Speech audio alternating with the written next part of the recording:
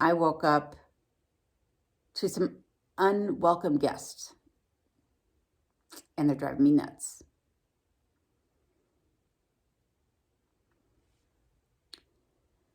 So I knew that somebody had been living in the cabin when I bought it. I came out in the early spring and saw the cabin firsthand before agreeing to purchase it. And there was evidence at that point that, somebody had been living here. And they made a mess. They made a huge mess. It is so disgusting. And I knew that I was going to have to clean that. I'm not worried about that part, but they're not really taking no for an answer. They don't want to leave. They pretty much think this is their place and they can do what they want to do. We'll see about that.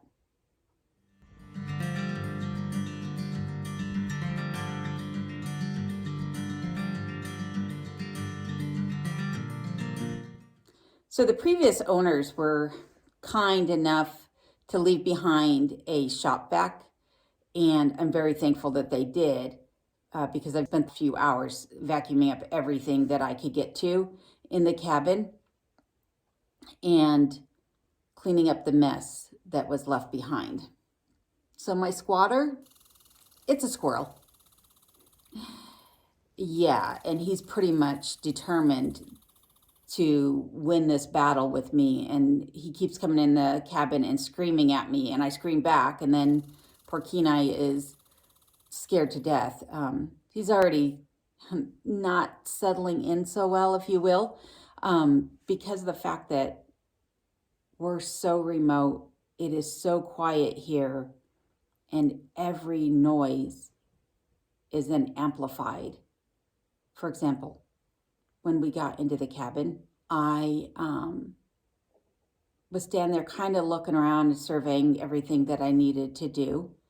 And I thought I heard a chainsaw. And I was like, where's that coming from? Like, is somebody outside on my property harvesting logs? I couldn't quite locate the sound, and the Kenai could hear it too, and it was freaking him out. Turned out it was a fly caught in a spider web in the corner of the window. We're in an empty cabin. There isn't anything to stop that noise from amplifying. I needed to get this mess cleaned up and basically sanitize the cabin. But I did have to run into the hardware store to get some materials so I could eradicate this squirrel problem. But that took a couple hours out of my day to do because the hardware store is about an hour away at 65 miles an hour. Let me show you what I've done. One of the things I did was I purchased a can of this DAP Foam and Touch Mouse Shield. Just spray foam, right? As you can see down here along the floor, there was an open channel essentially where the floor met the roof.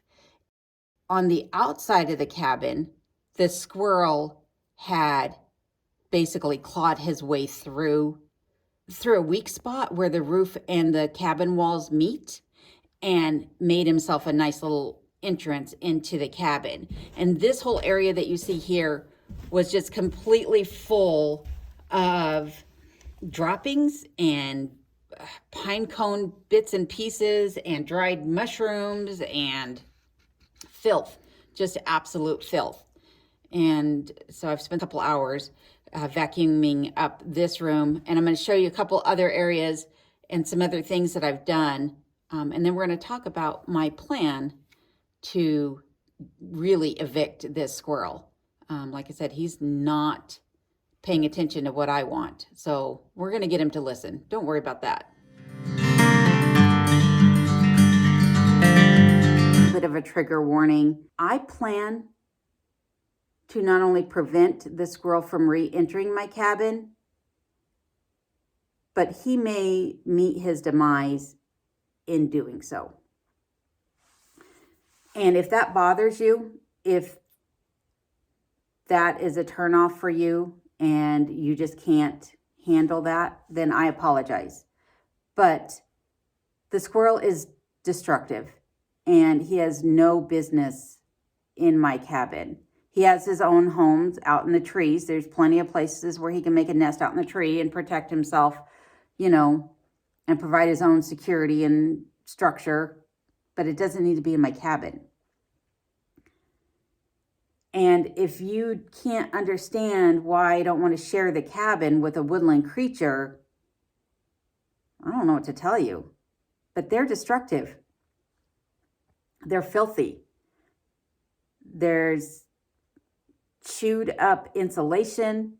I'm sure he's chewed on some of the wiring, and he's made,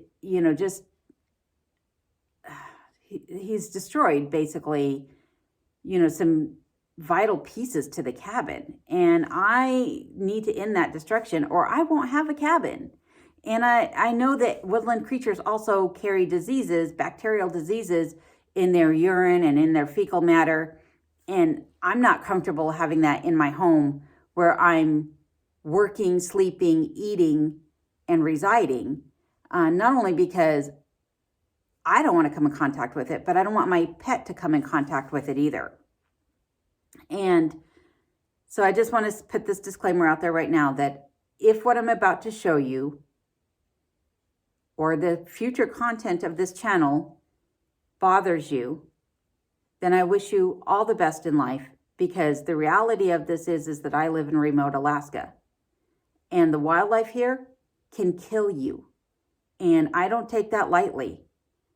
And there may be times where I do show you the reality when it comes to hunting and sustenance living. I will be fishing. I do plan on going on hunts to provide meat for myself and for Kenai. And rodent eradication is just part of what it takes to live successfully out in the woods. You have to set boundaries, just like they're setting their boundaries. Unfortunately, he thought that this cabin was vacant and that he could come in and make it his own, but he cannot. I'm here now. It's my cabin, and he needs to go. So it's time to evict the squatter. So let me show you what I've done, and hopefully I've managed to prevent him from regaining entry into the cabin and also blocked up his exit point.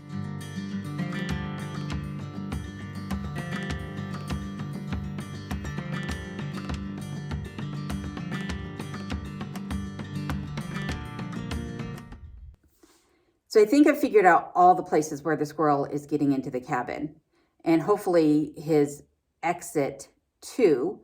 Hopefully, because I don't want to have,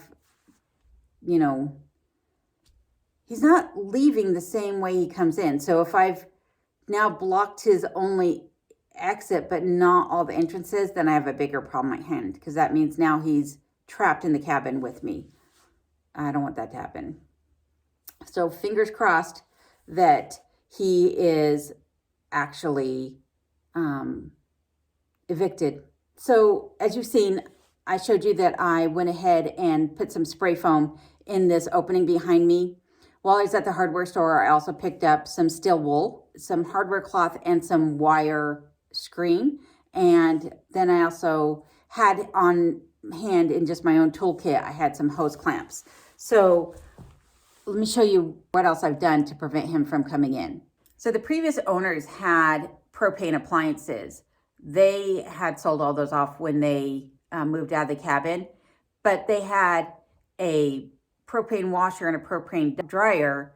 And as you can see underneath this bottle of antifreeze, that there's a great big hole in the floor, and the dryer vent pipe is right there and it's broken. So the squirrel possibly could have been coming in and out of that as well. So I put some of that wire mesh screening up over the dryer vent on the outside of the cabin. And then I also found that the stack pipe for the drain for the washer, where it, runs up along the upper ceiling to provide that air vent, that had come apart in the laundry area. And so I've glued that back together. And then on the outside of the cabin, where I also believe that he could have been going through that piping and escaping to the outside, I went ahead and put some wire mesh screen up along that section so that he can't get out there. And I just secured that with a hose clamp and glued that PVC pipe back together. I'm so glad I brought the things with me that I did. I wasn't able to bring a whole lot, but I made sure that I brought my tools with me. And some of that, was some PVC glue that I had from a previous project that I'd worked on in my old house. So this is the front of the cabin. And right here, there was an opening. I know it looks like there's an opening back here, but this leads just down below. It doesn't actually go to the outside. This room was a complete mess. While I was at the hardware store, I also purchased one of these Victor spring rat traps. And this is where the disclaimer comes in for those of you that might be squeamish to this, is that squirrels are very easily able to get out of these traps and take the trap off or run off with the trap. So by putting the screws in, I basically prevent him from escaping the trap, and I will be also securing the trap on the outside of the cabin so that he can't run off with it should he get pierced or trapped in it. I'm going to fill it with some peanut butter and we'll go outside and get this thing put in place and cover up another entrance point that he has as well.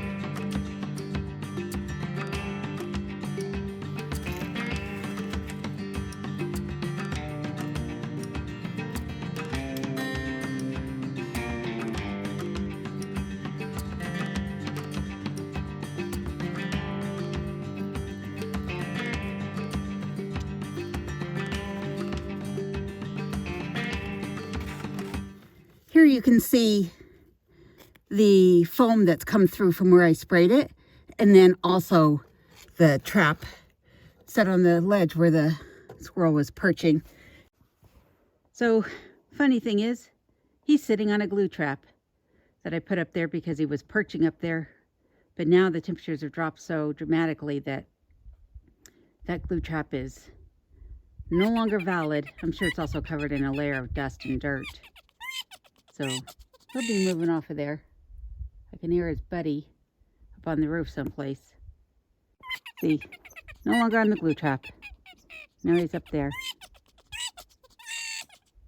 And his buddy's on the other side. Why don't you go see what's in the trap, huh? Why don't you go set off the trap? So hopefully my plan works. I will definitely create a follow-up video and let everyone know how it goes, whether I've managed to successfully block him from gaining entrance to the cabin again, or if I missed a spot and he still finds a way in. But Let me know your thoughts, what you would do differently, and feel free to leave comments on the channel in general. I do want to thank you for subscribing, and if you haven't subscribed yet, please do, and please turn on bell notifications so that you can get alerted to future videos, and I will see you again next Friday.